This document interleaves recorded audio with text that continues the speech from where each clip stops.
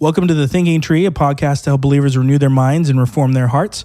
I'm your host, Adam Sanchez, and today we are discussing personal study.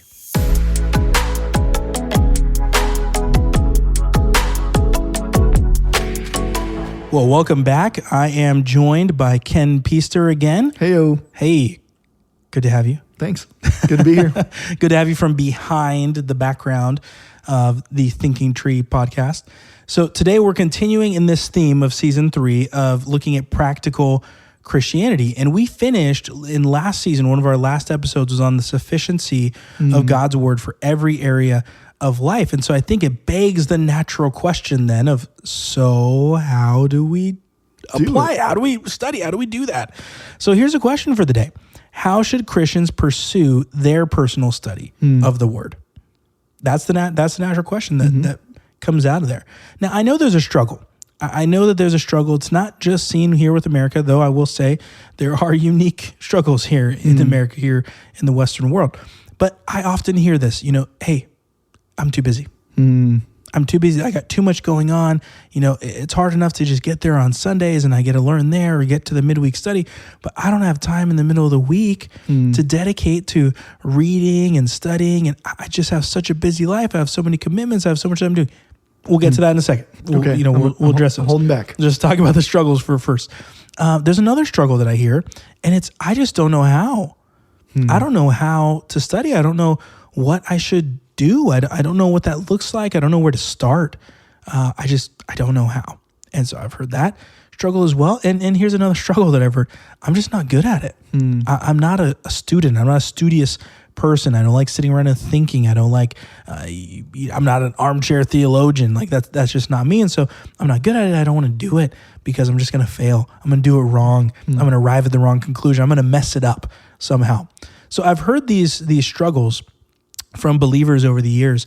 And I know that sometimes they're not just stated as something that's like a shield, right? The too busy even as a shield to not deal with it. Sometimes they really believe that. They really believe that I am too busy. I cannot commit to doing something like this. I have too much, moms with multiple kids and school schedules and early mornings and late nights and they're really, really tired. I've seen, people that work long hours. They have jobs that are more than 10 hours a day. And so that creates its own unique challenges and difficulties. And the not knowing how. Not everyone is trained how to study the word. And there are different approaches to studying the word. And maybe we'll get into that, the way that we do at Oak Hill and that we're unified as elders in approaching God's word. But in a basic sense, they might just not know the principles to start with. They might not know where to begin. And then those who aren't really students, who don't like being a student or don't think of themselves as a student, even though technically we are all students. But some people don't see how they are a student or how they have learned or how they're good at learning. Everyone learns a little bit differently. There are different styles of learning. So those are some struggles that we have. But I want to discuss some basics of personal study that I think will encourage everyone. And we're not making the hey, here's the case for why you should do it. And if you're not doing it, then you're an abject failure. That's not the point of today's episode on this. The point of today's episode on personal study is to get you thinking, if you're not doing one already, to get you thinking about how you could, to get you having a conversation, whether with yourself or with others, about how you can pursue faithfully studying God's word. So that's where we're starting. That's the purpose of this show. So a couple of basic things here. There are great tools like Bible reading plans that'll walk you through how you can go about just reading through the whole Bible or reading through the New Testament or reading through the Psalms that are just a plan, and it's broken down by day. So you don't have to thumb through and say like, okay, which chapter I'm on today? Like it'll start you on a day one plan. It can even start you. Some of these plans are really smart that you can do on like ESV online or something on your phone, it's a phone app, and it'll remind you daily, here's where you need to pick up reading and can even read it to you, like all kinds of things. Bible reading plans are a great blessing, and we should avail ourselves to them. There are a lot of different tactics in Bible reading plans. And if you need help, talk to one of your elders here at Oak Hill, or if you're at another church, talk to one of your elders there, one of your pastors, to find out about Bible reading plans they might recommend. And another thing that I would say is when it comes to personal study, a reading plan can be great, and I would encourage it, be consistent. Mm-hmm. That doesn't mean be perfect. You know, some people, they try it for a week, they fail a couple of days, and they're like, I can't stick with this. No, just keep working on that consistency. 3 days a week is better than none days a week. Even if you're there, even 2 days a week is better than none days a week. So start somewhere with a reading plan, whether it's self-created or one of those pre-created ones, and be consistent. Just make that your goal, that you're doing more than you were before. That is a fantastic goal. And I would encourage, if you can do 5 days, 6 days, 7 days a week, that's amazing, but just do more than you're doing. That's a great way to go, because how are you going to know what God has said unless you go to his word? How do you know who God is unless you go to his word? How do you know how to apply the principles of scripture to your life unless you go to God's word? You won't know. So you need that. You need God's word in your life, informing and instructing you. There can be great helps with study Bibles, commentaries, lexicons, and some of these things are nerdy, right? So a study Bible you buy, and it's the whole Bible with some notes attached to it. There's a fantastic study Bible from MacArthur, the John MacArthur Study Bible. He has an ESV, NASB. They're great. I do enjoy the ESV Study Bible as well. I enjoy the CSB Study Bible. I have a lot of study Bibles. They're helpful because they give you a concise explanation of many passages throughout Scripture. They'll make contextual references, and they'll even do some word studies at times and help you out with that. A commentary is usually a specific book that is written for a specific book of the Bible or a portion of a book of the Bible. And so those commentaries dig even deeper than the study Bible goes. And for most people, I would say they don't even need commentaries. To study the Bible regularly for your personal study, you're probably going to get overwhelmed with a commentary unless you're really trying to understand a specific issue. But when we talk about just getting a broad understanding of God's word and the implications of God's word, I think for most people it is going to be far more beneficial to intake the majority of God's word than to just really dig in a couple specific areas. Honestly, sometimes I've seen people even go down dangerous pathways when they've gotten too deep on specific issues and they have not understood God's word as a whole. So I would highly recommend most people, especially when they're beginning to read God's word, read all of it over and over and over again. Then over time, you can dig in, and I mean over years, not over months, not over days. Over years, you can dig in to understand some of the harder issues present in the text. And then the last one that I recommend was lexicons. Here's what a lexicon is. A lexicon, or a Bible dictionary, helps you understand the original language of each portion of the Bible. So the Old Testament primarily written in Hebrew, New Testament primarily written in the Greek. You'll find a couple words here and there is what I mean that are from another language, but 99% are each of those languages. And so a lexicon can help you, or Bible dictionary can help you to understand some of the language of the Bible. One of the apps that I recommend for people to study or to use in their study is called Literal Word. They have a fantastic little interface on your phone where you can switch between 4 different versions of the Bible: NAS 95, LSB, ESV, King James, and you can underline. It underlines every word, most words. I shouldn't say every word. Most words in the Bible underlines them, and you can click on those words, and it'll give you a definition of that word in the original language. So whether Old Testament, Hebrew, New Testament, Greek, and then it uses Strong's Concordance to help you understand where else that word is used in the Old or New Testament, and kind of some senses or what that word means. A couple different definitions of how it's used, because sometimes in the Bible, one word is explained a couple different ways depending on context, and then you have nuance of how the language is used, verbs and adverbs and imperatives, and anyways, it can get really nerdy. You don't need to know all that, but a lexicon can help you understand the sense of a word a little bit. Now, I mention those things because sometimes people think that those are the keys. Like if you can get a good study Bible, a good commentary, a good lexicon, then you got it figured out. I'm just going to pause everyone and say, nope, that's not it. There is actually zero substitute for a plain reading of God's word. And I would highly encourage everyone listening, focus on the plain reading of God's word, focus on a regular Bible reading plan, being consistent and faithful before you ever worry about a study Bible or a commentary or a lexicon. Anything to say about some of those encouragements? Yeah, just as you're reading God's word, like take notes, right? So if you're reading along and you're like, man, I don't get what this means, what an encouragement it could be to then go to an elder, go to someone in your church and say, can you help me with this? Absolutely. People are not going to look down on you for having questions. We're all walking together, pursuing Christ likeness. And so by reading God's word, it's going to really help us through our daily living, right? Because we talked about this before. Scriptures for teaching, reproof, correction, training in righteousness, and being equipped in all things. And so people want to encourage one another. We want to build up. We want to sharpen one another with God's word. And so if you have questions, ask questions. It's a good thing. But just like you said, the plain reading of Scripture is so good. And I know we'll get into kind of starting some of those plans a little bit later. Yeah. Or along that line of meeting with your pastors, your elders, I can tell you, like, Jeff and I love getting questions from people when they're doing their Bible reading or they're reviewing the sermon for Sunday, the text for the sermon. We love sitting down and, the questions asked. So what does this mean? And sometimes that personal time is so enriching because it's not just the explanation of the word, but then it's the application in the life of the believer where we can say, hey, tell me why this matters to you right now. Why is this a hard issue for you to understand? That's not accusatory. That's saying, help me understand your heart. Maybe it's a difficult passage because somebody they love or somebody they care about is going through something difficult and this passage speaks to it, but it's not clear for them yet.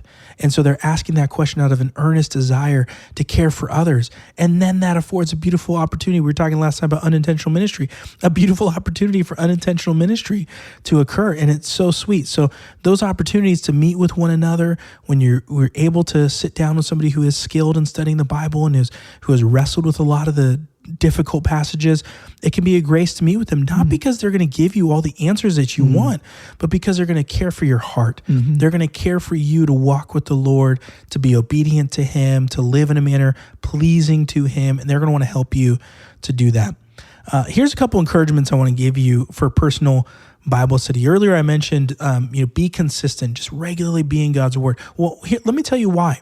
Because when you're regularly reading God's word consistently from beginning to end, so whether you start in a reading plan that starts in Genesis or you're doing a Psalms, through the year, whatever you're reading in your personal study of God's word, it is going to enrich your knowledge of God, of Christ, of the gospel, of the nature of sin, of self, of others, pursuing righteousness and justice. I mean, you name it. So many things are going to be built up for you because you're going to be marinating. You're going to be marinating in God's word over and over and over again. And you're going to want to talk about those things too. It's going to be coming out of your pores like, when you eat garlic and it just comes out of everything. That's what good Bible study should do. It's not that you're necessarily digging into the depths of every passage. It's that you're daily pursuing faithfulness with the Lord to know Him, to walk with Him. And in doing that, it's going to come out of you. It's going to bubble up out of you from your innermost being because you're walking with the Lord consistently. I think also that consistent Bible reading helps you to connect the whole story of redemptive history. There's a lot that's going on. We start in the Old Testament. We start in Genesis. Well, okay, first of all, ex nihilo, everything out of nothing. Everything is dark and formless and void. And then all of a sudden, boom, you have creation. You have all these animals. You have flying things. You have things in the water. You have man created after God's image. You have woman created of the rib. I mean, you have all this stuff going on. And that's just in chapters 1 and 2. Then you get to chapter 4. And now Adam and Eve have kids. And the first kid kills the other kid. Oh, man. And that's just the first 4 chapters. Then you go a few more chapters, you got Noah, and then, so much happens. Abraham, and you got Joseph. It's so much, and that's in the first book. It's hard to put it all together. And then let alone when you get to the list of kings, and you look at 1st and 2nd Kings, 1st and 2nd Samuel, 1st and 2nd Chronicles. Those are the books everyone's like, keep me away from that. It's so much. But here's the beauty. When we're doing our consistent Bible reading, it's not that you have to know every king in perfect order, who begat who and all of that. You don't need to know all of it, but the more you read it, the more it's going to help you to connect the story of redemptive history, to connect the characters, to connect the family members, to see how God is faithful from generation to generation. That's a consistent statement that we hear in the Old Testament from the prophets, that He's faithful from generation to generation. You'll get to see that in the Old Testament because it covers so much more time than the New Testament covers. New Testament, apart from like Revelation and some of the other apocalyptic parts, prophetic parts of the New Testament, mostly just covers a very narrow bandwidth of human history. Whereas Genesis starts in creation order and goes all the way up to the silent years, as we call them. There's a lot that goes on. It helps us to connect the story of redemptive history. And then the last thing that I would say here in the encouragement, consistent Bible reading is going to draw our own hearts towards truth. It's going to help us to see the world rightly. We talked about the lens. We talked about that which helps us to view the world in the right way. God's word helps us to not view the world through the lens of humans, through the lens of the world. And we need God's help to view the world rightly. We need God's help to see righteousness as distinct from unrighteousness, truth as distinct from lies. And if we're not in God's word, our heart is not going to be oriented towards truth. We're going to be following our own wisdom. We're going to be following, even as Jeremiah 17 talks about, we're going to follow our own strength, the strength of our bones, which in comparison to God is very, very weak. So we need God's word to help orient our thinking and the way we view the world towards the way he views the world, the way that he thinks. You know, Psalm 119, blessed are his precepts, the way that God thinks. We need to think God's way, not our way. So when we're reading the word regularly, consistently, our hearts will be oriented towards you. I literally heard that this week. There was a guy and he's like, man, I'm just really feeling down. I just feel disconnected. I feel down. And an elder talked to him and it was like, hey, so what are you reading? Well, I'm not. What are you taking in? I'm taking in news. I'm taking in coworkers. I'm taking in the world, right? All these other things, but not taking in the word. And it's like, you need to be taking in the word. Like that's our encouragement. That's our hope. That's what we need to be mindful of taking in. If we're taking in everything else and not God's word, it makes sense why that guy wasn't feeling super great. Yeah. There's no hope. There's no hope. There's no hope. Yeah. When you look into the world without God's lens, you see the finiteness. You see the vanity of vanities with everything. When you look through God's lens, you'll still see the vanity of vanities, but you'll see it God's way. And that's what helps us to do the living in the midst of this life here. And if you don't know what I'm talking about here with all the vanity of vanities, go back. I've been preaching through a series in Ecclesiastes. It'll take me longer than it took Jeff to do the Gospel of John. That's a plug for him. But go back and listen to it. It's on our church, our sermon podcast. Okay, so let's close here this section on personal study with a look at being very practical. I want to be very practical, help people think about how they can incorporate this into their life if they haven't already, or give additional means of encouragement if somebody's already being faithful in this way. Just give them some more thoughts to think about. So here's some of my encouragements as you're looking at personal Bible study. First, I'd say start small. If you haven't started, start small. You got to start. So that's a given.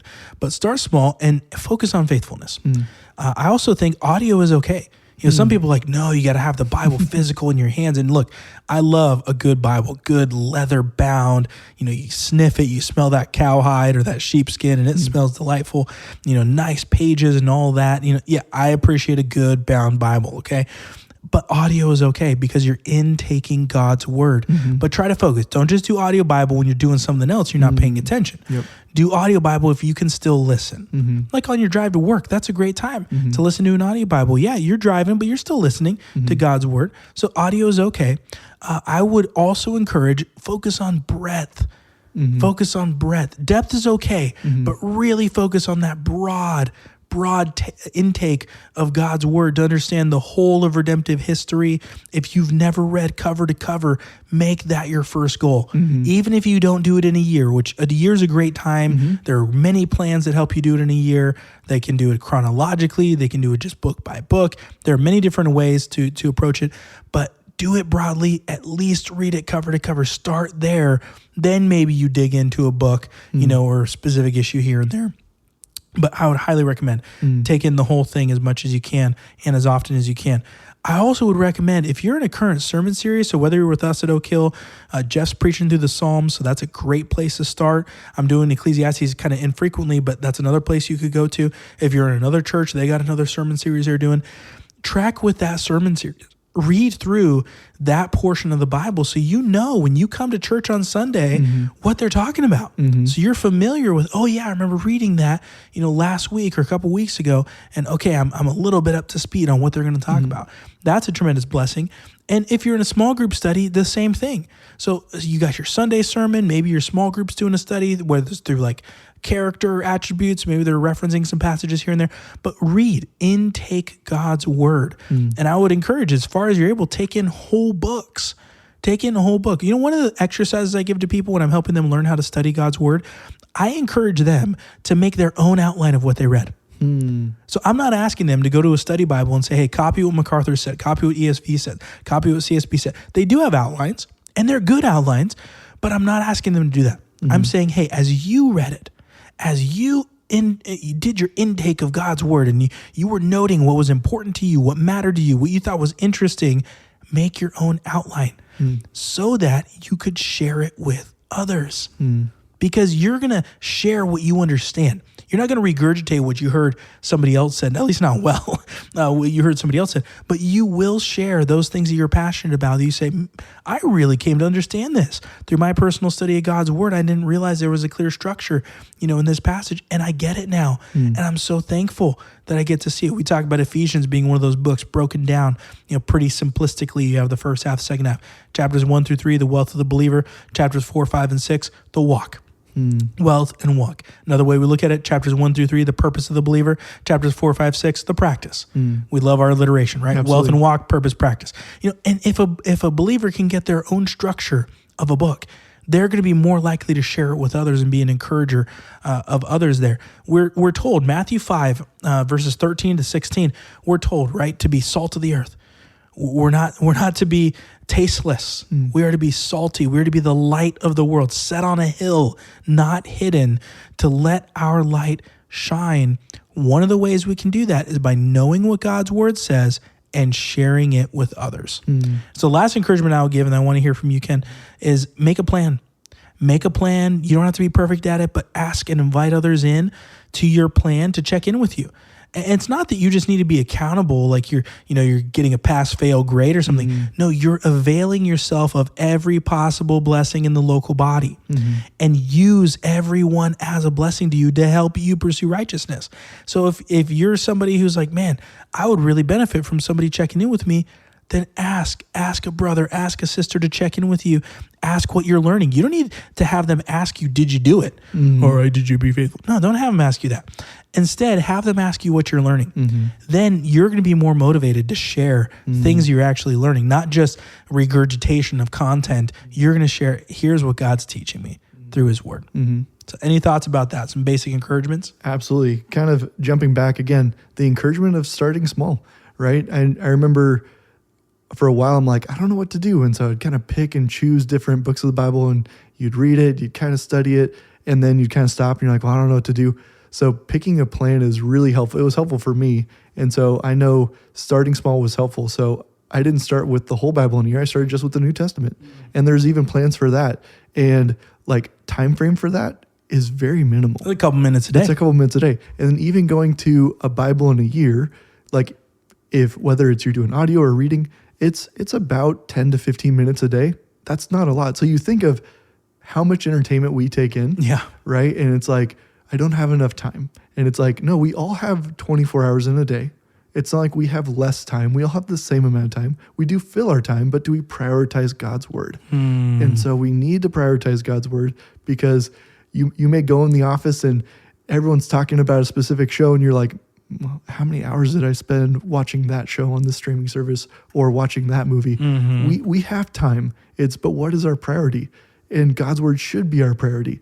But sometimes it's daunting to just jump in. But what's fascinating is the more you read God's word, the more exciting it gets. And so once you read just the New Testament, then you read the Old Testament, and you're like, there's things I don't get. But then you read the whole thing again, and you're like, oh, I'm starting to see this story play out. And then you read it a couple times, and 3, 4, 5, 6, 7, 8, 10, right? So the more you read God's word, the more exciting you see it. And you're like, wow, God is so wise. And I couldn't even fathom. You start placing things in like, oh, that connects with that. How cool is that? So just the encouragement of be faithful. And I know you mentioned this earlier of don't be discouraged if you miss a day, right? Don't let it be a New Year's resolution or some like diet fad where you're like, I messed up, and it's like, no, I'm never going to do it again. And then I feel terrible. And then once like start pressuring me. Okay, now I'm going to start it again. But just be like, I'm going to be faithful. It's not for anyone else other than I want to know more about God because he loved me so much to send his son to die for me, right? We look at the gospel and it's like, what has he done for me? I want to know more about him. And just that encouragement of getting to know him more and more through his word, but then not only a personal level, but then an outward level. As we look at other people in the church, as we're intaking God's word, he may be giving us opportunities to personally share with them, hey, this is what I'm learning. Here's an encouragement. And then now so it's not only a personal ministry to our own heart, but it's also an external ministry to other people. So knowing God's word is so important for just daily living. Amen. Yeah, I'll finish with this little brief testimony. Going into ministry, I thought it was far more about being just being with people. The church I grew up in and the church that I served initially was a lot about loving people very practically, and a lot of hands and feet ministry. And that's not a bad thing, but that's what I kind of thought the substance of ministry was. I did not realize the importance of the word, of God's word, in being practical in ministry until I really started to learn from godly men, primarily teaching me, and whether it was at school or whether even from guys like Jeff, teaching me God's word informs what we do in ministry. And it's been my intake of God's word that has been by far one of the greatest blessings in my personal ministry with others. That I am, because of my intake of God's word, I'm able, when a hard moment comes, to say, I know a passage that can be a blessing here.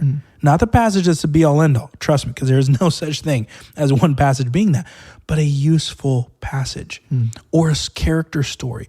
For example, when somebody's going through a hardship that seems unfair, there are some great character studies to go to God's word and look at. You can look at Joseph. Joseph, who is sold into slavery by his brothers, who is unfairly accused by Potiphar's wife, who isn't remembered by one of the guys in the jail with him. Like, Joseph's life is marked by unfair after unfair after unfair, and yet we read at the end of his, kind of the end of his testimony, towards the end of Genesis, that he says, what you intended for evil, he says it to his brother, God intended for good. And so we see a great character study of somebody who endured such unfairness or inequality, and he didn't respond by sinning, but he responded by being faithful. We look at a character like Mordecai. I love Mordecai, the story of Esther, and you look at evil, wicked Haman, always out to, he's just the great villain. That they need to make more movies about that one. And then boo, hiss. Yeah, exactly. He's a good villain. But you look at that story and you think, wow, you have the Jews here who are under such oppression. You have this young woman in Esther who is given the blessing of being on the king's court, but with such expectation and has to navigate that so wisely. And Mordecai trying to help from behind the scenes, and Haman stuck like smack dab in the middle of the story, wickedly pursuing Mordecai time and time again, and the Jews at large wanting to see their destruction. And I mean, there's a lot of themes that we see with the destruction of the Jews, but we also see some biblical themes. Go and listen to Jeff's Unshakable series, by the way, for some more, just some general biblical background and historical background about Zionism and the nature of the struggles that the Jews have had over the years, according to God's word. But that's a side note. But you look at that story and you look at Mordecai and you think, okay, if I was in that position, how angry would I be? How quickly would I want to lash out? And Mordecai restrains himself. Esther doesn't speak out of turn. And in the culmination of the whole event, you see that God honored Mordecai and Esther and all of his people, the Jews, so that the rule is reversed in a smart way. It wasn't canceled because the king's decree couldn't be canceled. You had the Jews who were basically, the law that Haman brought in was they could all be killed. And so then the law there's an added law that says, okay, now they can fight back. And anyone that they fight back against, they won't be held accountable for. And so that's how you have the reverse of the law, where it wasn't a true reverse, but it was an additional law. So now no one wanted to attack them because they were already, and it only mattered for one day anyways. So you have all these nuances to the story that are so sweet. And then Haman's own gallows, the hanging structure that he built for Mordecai and his family, end up being used on him and his family.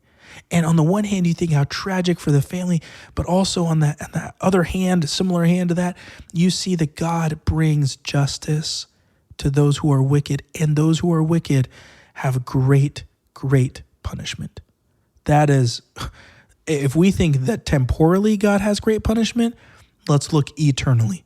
Those who are wicked and doing wickedness and make a lifestyle of doing wickedness, they will endure an eternal punishment far greater than the hanging of Haman.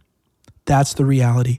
So if we are enduring injustice, if we're enduring things that are unfair, there are great character studies to go to. Those are in the Old Testament. Then we can go to Peter and we can look at bearing up under Nero. And I mean, there's so many great studies. All that to say, studying God's word allows us to share with others how we can walk through the challenges that life faces. And not everyone is going to remember all the things. I don't. I think I've met like one person in my whole life who can quote any verse of the Bible. But what we're going to do is we're going to be able to pass it on.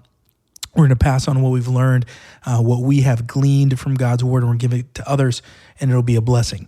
And so there's just personal testimony that I'm very thankful for God's word helping believers just like myself to walk in his way. Well, Ken, thank you for taking on this subject of personal study here. Friends, we pray this conversation has helped you to renew your minds and to reform your hearts. We'll see you next time on The Thinking Tree.